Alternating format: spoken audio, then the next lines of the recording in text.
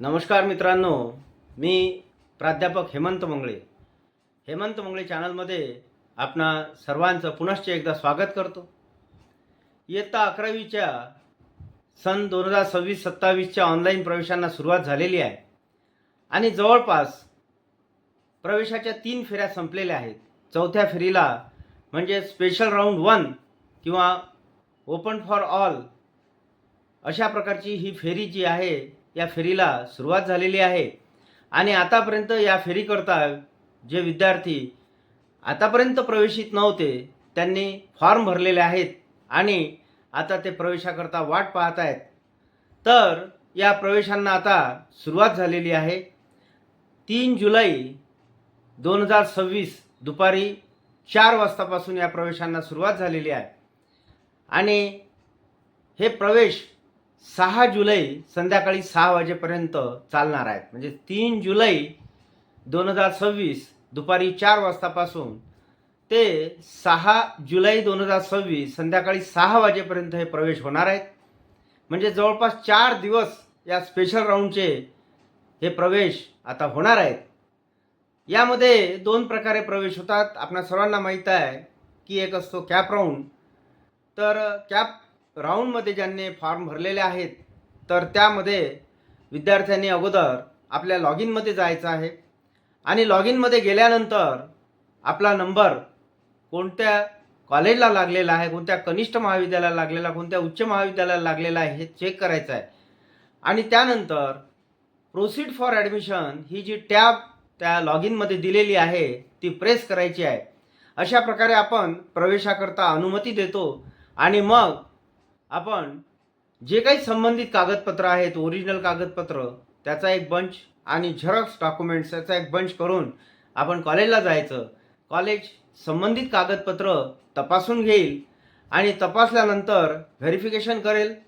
Verification होईल आणि त्यानंतर कॉलेज त्याला प्रवेशित करून घेईल, ॲडमिट करून घेईल आणि अशा प्रकारे त्या विद्यार्थ्याचा प्रवेश पूर्ण होईल आणि त्यानंतर ॲडमिशन लेटर जे आहे त्याची प्रिंट कॉलेज काढून घेईल, पाहिजे असल्यास विद्यार्थ्याला सुद्धा देईल.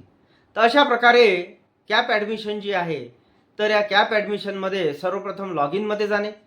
लॉग इनमध्ये आपल्याला कोणतं कनिष्ठ महाविद्यालय किंवा उच्च माध्यमिक महाविद्यालय मिळालेलं आहे ते चेक करायचं आणि विद्यार्थ्यांनी proceed for admission he tab press करायची आणि त्यानंतर कॉलेजमध्ये आपले कागदपत्र घेऊन गेल्यानंतर कॉलेज ते संपूर्ण जी कागदपत्र आहे ओरिजिनल डॉक्युमेंट्स व्हेरीफाय करेल आणि त्याच्यानंतर ऑनलाईन व्हेरिफिकेशन करेल आणि मग कॉलेज ॲडमिशन करून घेईल आणि ॲडमिशन लेटर काढून घेईल. ते ॲडमिशन लेटर कॉलेजला पडताळणीच्या वेळेस दाखवावं लागेल. अशा प्रकारे कॅपची ॲडमिशन कन्फर्म होईल. दुसरा जो प्रकार आहे तो आहे कोटा प्रवेश. कोटा प्रवेशमध्ये कॉलेजेसकडे विद्यार्थ्यांची यादी येईल. कोटा 3 प्रकारचे आहेत. अल्पसंख्याक कोटा आहे, मायनॉरिटी कोटा ज्याला म्हणतो आपण, मॅनेजमेंट कोटा आहे, व्यवस्थापनाचा कोटा असतो आणि इन हाऊस कोटा, असे 3 कोटा असतात. तर त्या अंतर्गत विद्यार्थ्यांची नावं कॉलेजला येतील. कॉलेज ती नावं तपासेल आणि त्यामध्ये जे विद्यार्थी आलेले आहेत तर अपेक्षित संख्येपेक्षा जर जास्त असतील तर त्याची मेरिट लिस्ट तयार करेल आणि ती आपल्या कॉलेजच्या प्रदर्शनी भागावर लावेल. आणि दुसरं असं की त्या विद्यार्थ्यांना मोबाईल फोनद्वारे कॉलेजेसला म्हणजेच कनिष्ठ महाविद्यालयांना संपर्क करावा लागेल आणि अशा प्रकारे संपर्क झाल्यानंतर तो विद्यार्थी आपल्या कागदपत्रांसह हजर होईल आणि त्याला एक OTP जाईल आणि तो OTP दिल्यानंतर त्या विद्यार्थ्याची ॲडमिशन कन्फर्म होईल. अशा प्रकारे कोटा ॲडमिशन ही कन्फर्म केल्या जाते आणि ॲडमिशन लेटर प्रिंट करून त्याच्या ॲडमिशनची प्रक्रिया पूर्ण केल्या जाते, प्रवेशाची प्रक्रिया पूर्ण केल्या जाते. तर अशा प्रकारे कॅप ॲडमिशन आणि कोटा ॲडमिशन ह्या आता 3 जुलै 2026 दुपारी 4 वाजतापासून ते 6 जुलै 2026 संध्याकाळी 6 वाजेपर्यंत पूर्ण होणार आहेत.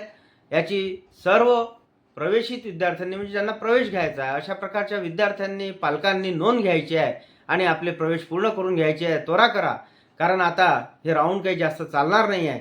तेव्हा आपले डिसिजन्स लवकर आपल्याला घ्यायचे आहेत आणि आपले प्रवेश पक्के करून घ्यायचे आहेत. तर मी आपणास विनंती करतो की अशाच प्रकारच्या प्रवेशासंदर्भातल्या, नोकरी विषयक किंवा GR संदर्भातल्या व्हिडिओज करता, माहिती करता हेमंत मंगळे चॅनल आपण सबस्क्राईब करावं. धन्यवाद.